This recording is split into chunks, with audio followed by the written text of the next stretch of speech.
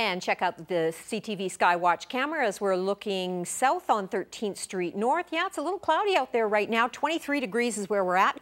We were at 24. That was our daytime high at 3 p.m. At 12 degrees at 6 a.m. was our low, and we had some mist at that time, and that's when our humidity level was at 97%.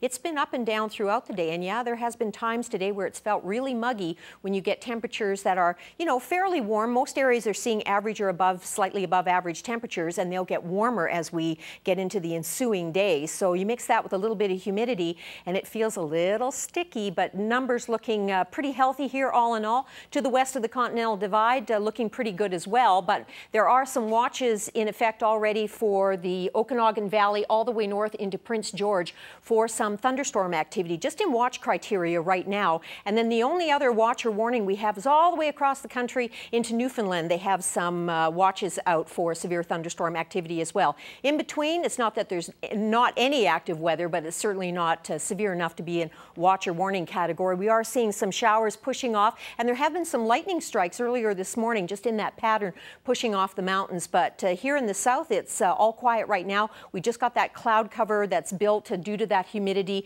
daytime heating kind of puffing up those clouds, and that's to be expected at this time of year when we get these kind of temperatures, and the humidity levels, as I said, have been up and down. Forecaster wants to continue to push some cloud cover in, and it will do so overnight tonight. Then tomorrow we see a clearing trend during the daytime hours. Later in the day tomorrow, and when we get into Friday, yeah, here we go, the clearing trend. And then later in the day on Friday, see that pop-up cloud activity redeveloping again just due to daytime heating, and we're expecting our humidity levels not to be as volatile tomorrow, be a little more constant, but we could be seeing a late day thunder shower tomorrow, but we're still keeping an eye on that system. Down east, as I said, in Newfoundland, looking at some thunder shower watch criteria right now. Nice temperatures through the Maritimes. They do have some showers expected though. A couple of low pressure centers, one moving directly across from Michigan, affecting Toronto and Ottawa overnight tonight, expecting thunder showers. Quiet in Winnipeg right now at 24 degrees, 23, double 23s, Regina and Saskatoon, 24 in the capital.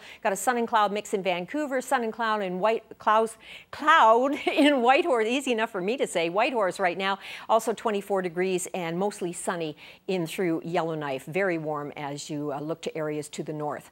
Regional forecast for East Kootenay, you're looking at that chance of thunder shower activity tonight, 14 for a low. Tomorrow, sun and cloud mix for the bulk of the day, just a chance of late day thunder shower activity when you hit 30 degrees. Crow's Nest Pass looking at 40% chance of thunder showers tonight, 10 degrees for a low. Tomorrow, 28 for a high. Sun and cloud mix again for the bulk of the day with that chance of a late day thunder shower. For you folks in Medicine Hat, clear skies tonight, 13 degrees for a low. All the events happening in Medicine Hat, good weather even tomorrow, 32 degrees and sunny. And Lethbridge, we're looking at chance of thunder showers tonight, 11 degrees for a low, 29 for a daytime high tomorrow. The bulk of the day will be a sun and cloud mix, just that chance of a late day thunder shower. But look at how stable things get as we get into Friday, Saturday, and Sunday. Lots of sunshine, temperatures looking really healthy for this time of year. Remember, average is right around 26 degrees, so we're going to be above that and well above that on some of those days. Now, Dory's story. With those warm temperatures, people are out camping, and fire safety isn't just in your home. Check out part 1 of this feature. Ah, the lure of the campsite. Good food, good fun, and time with family and friends. Taking a few simple steps can make the experience a safe one for everyone. The first thing we ask is to make sure you check your propane connections. Just like a barbecue, just spray it with some soapy water to make sure it's not leaking. Many trailers are stored in outdoor lots when not in use, and the hoses can become hard and brittle and prone to cracking. And of course, everyone just can't wait for the campfire to get started. You don't want the flames too high. Anything more than 3 feet is too big of a fire.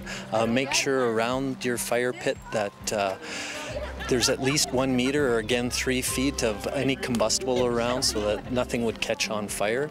And the biggest thing too, when you're starting your fire, you see it all the time, is guys just throw a bunch of gasoline or throw some diesel on there and just fire the match at there. And you have to remember the vapors are the concern, and the vapor can come very close to you as you're throwing that match. So just use the dry wood and the kindling to start the fire. And make sure that fire is out before going to bed or leaving the camp.